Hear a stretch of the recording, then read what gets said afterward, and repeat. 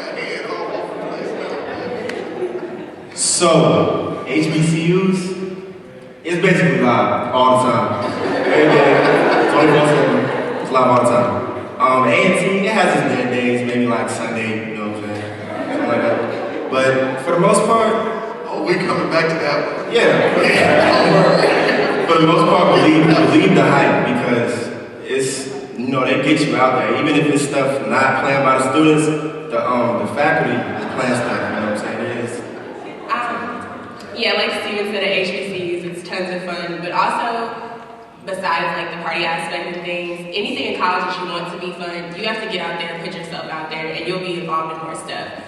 Like, I was determined to have fun when I got to college, so I just went out there and started doing whatever I could, even stuff I didn't think I could do. I signed up for it. Like, I'm on Miss Omega Psi Phi Court, and freshmen never really do that, but I got in it, and I hang out all the time. So it's like different stuff that you can like apply to do and hang out. And the more groups you're involved in, the more people you'll know, the more things you'll have to do. So it's more fun. But if you just sit in your room, you're not gonna do anything. And even if there's a party, you're just still not gonna do anything. You have no one to hang out with. So. Like they both said, HBCUs are kind of like party zones.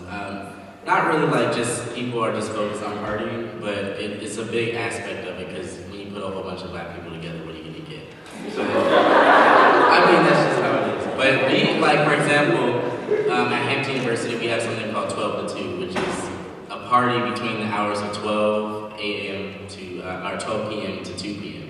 That's smack down in the middle of the day. Like when you're going to get lunch, and you walk through the student center, everybody's partying, the music, there's a DJ that they hire, everything. And this happens almost every day, and usually on Fridays as well. So we can make a party out of nothing, that's how we are, as long as we have music in the atmosphere. So now we're gonna ask him the real issue.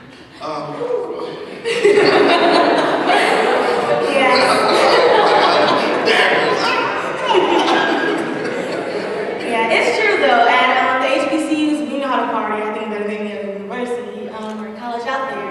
And at Howard, there's a party for every single event. It doesn't matter how little, small, or large it is. It's a party for it. And so you just have to know how to manage your time, and also be very social and have that networking aspect about yourself. Because at Howard, our housing is based on RSVP points. And you receive those points based on the amount of clubs and organizations that you're in. So make sure you're out there and you're being that social energy.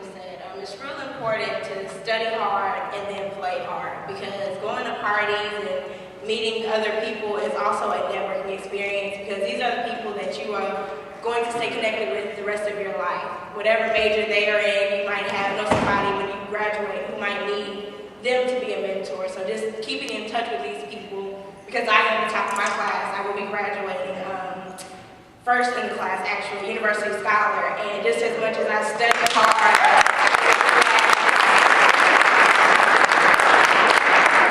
I also played hard, and I enjoyed my years there, so it is great to have a balance. So that's all I was going to say. Open up and tell us whatever it is that you want to tell us about your college experience. Yeah, I don't really have the same kind of stories as you guys, but I guess for the dorm life, I wrote down, usually it's 3 of us in a room. We can't live off campus, like nobody can get apartments. So until your junior year, you live with 3 other guys. It's not bigger than like these 2 tables, width and whatever. So yeah, you got 3 grown, dudes living there. It's real hard. It was my first choice to go there. And I know my parents know, I'm always complaining about it and all this other stuff. But at the same time, I graduated Marietta High School in 2008. And, it's about to be 2012. My parents hadn't paid a dime for my whole college experience. The only thing they paid for is my plane tickets to come home and cookies and stuff to send out. I get paid every month to go. I get to come home and treat my brother. We get to go shopping and buy Xboxes and all kinds of stuff like that. As a junior, to keep us, I guess, when you're a freshman and a sophomore, you can leave at any time. But once you're a junior, you commit. So when you commit, I guess the school or they have a relationship with some kind, I guess, well, the military bank is called USA. I guess they have a relationship with them. So everybody gets $36,000, like just to kind of have. And that's just like, you know, you have people like 21 years old walking around like, should I buy an Audi or should I buy, you know, Beamer or, you know, who said that? All our medical stuff's paid for, our food's paid for. I mean, there's a lot of benefits, but it's really, really hard. This year, I think this year and last year, our school ranked number 10 in the nation, behind MIT. Harvard was number 7, and the Naval Academy was like, no, military academy was number 2 or 3 or something like that. But, you know, we're pretty up there. The Air Force Academy ranks number 1 in the West for teachers. I've never been in a class with 50 people. I've never been in a class with 30 people. All my classrooms are like 10. It's real personal. Teachers will come out, you know, they'll give you their cell phone number, they'll come out in the middle of the night, come help you out studying. For finals, for my American history class, I went to my teacher's house, and he bought us all pizza, and we just studied.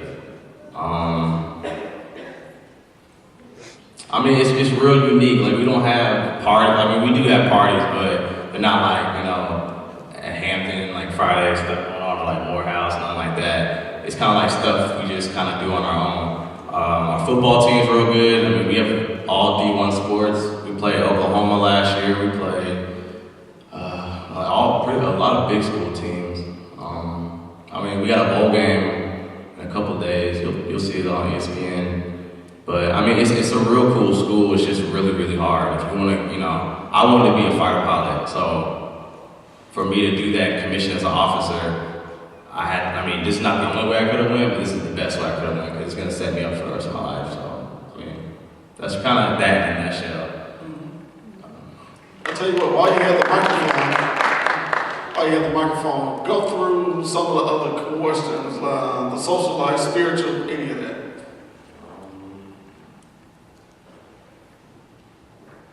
Okay, spiritual.